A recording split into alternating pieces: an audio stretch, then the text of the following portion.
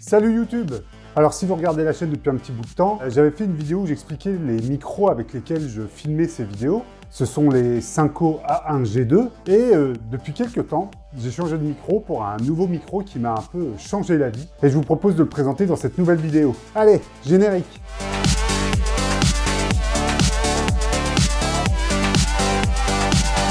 Alors ce micro, va pas perdre de temps, je vais vous le présenter tout de suite. Il s'agit du Zoom F2 BT. Voilà la petite boîte du micro. Ce micro est vraiment cool.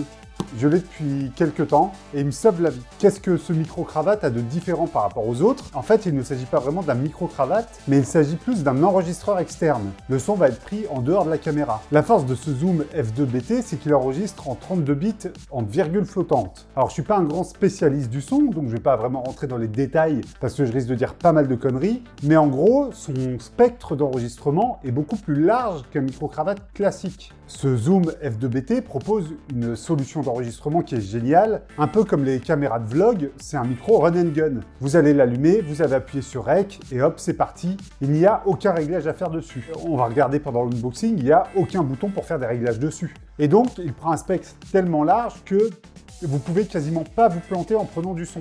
Et moi qui n'aime pas trop ça, régler les gains entre celui de la caméra, du micro-cravate, c'est toujours un peu la galère quand on fait du YouTube. Et ben en fait, ce micro-là, il me sauve la vie. Alors donc, on va l'ouvrir tranquillement. Il existe deux versions du micro. Il existe une version avec et sans Bluetooth. Donc la version que j'ai là, c'est avec Bluetooth. Et en fait, à quoi sert le Bluetooth sur ce micro? C'est simple, on peut lancer l'enregistrement avec son smartphone. Ce qui peut être très pratique quand vous avez plusieurs micros. Donc, on a la boîte. Alors, on a la paperasse habituelle, bien sûr. La paperasse, on s'en fout pas mal. Ensuite, l'intérieur de la boîte se présente comme ça. Vous avez des piles. Ce sont des piles AAA. C'est peut-être un inconvénient, c'est qu'ils ne marchent pas sur batterie, ils marchent à pile. Mais les micros sur batterie, on sait que la batterie, elle peut mourir dans le temps, alors qu'à pile, logiquement, vous n'avez qu'à changer les piles et c'est tout bon. Ensuite, vous avez dans la boîte un petit sachet. Donc, vous avez les petits passe-vent, comme ça. Vous avez aussi le fameux crochet, qui va donc vous permettre d'accrocher le micro-cravate à votre col, à votre chemise, à votre t-shirt, un peu à ce que vous voulez. L'unboxing va être assez rapide parce qu'au final, la boîte, il n'y a pas grand-chose dedans, vous allez voir. Ensuite, vous avez ce petit sac. Et à l'intérieur, dans ce petit sac, qu'est-ce que vous avez à l'intérieur? Vous avez, si vous avez le micro lavalier avec sa prise jack à mettre dans l'enregistreur externe. Les housses de transport, on va être honnête, c'est vraiment de la merde. J'aurais bien aimé, un peu comme j'ai reçu avec les micros Synco, une petite box. Il n'y a pas non plus un gros Windjammer et un Dead Cat dans le kit. Il va falloir les acheter à part. L'enregistreur externe, il se présente comment? Comme ceci. Donc vous voyez, c'est très simple. Vous avez un bouton Rec, un bouton Play et des boutons de volume qui ne servent juste qu'à régler le volume de ce que vous écoutez avec votre casque. Donc vous avez une prise vers USB qui va juste vous permettre de décharger le son de votre appareil vers votre ordinateur. Vous avez donc une prise output qui va vous permettre de mettre le casque et donc d'écouter ce que vous allez enregistrer tout simplement. Et vous avez aussi une prise input qui vous permet donc de mettre le lavalier dedans. Et donc le lavalier, il y a un truc qui est pas mal, je trouve, avec ce micro, c'est que le lavalier, hop, et en fait, il se visse. Vous avez aussi ici, pour l'allumer et l'éteindre, un petit on et off. Vous avez aussi un petit bouton de verrouillage. Comme ça, une fois que vous tournez, vous verrouillez et vous êtes sûr que le son ne va pas être coupé par inadvertance si quelqu'un appuie sur le bouton sans faire exprès.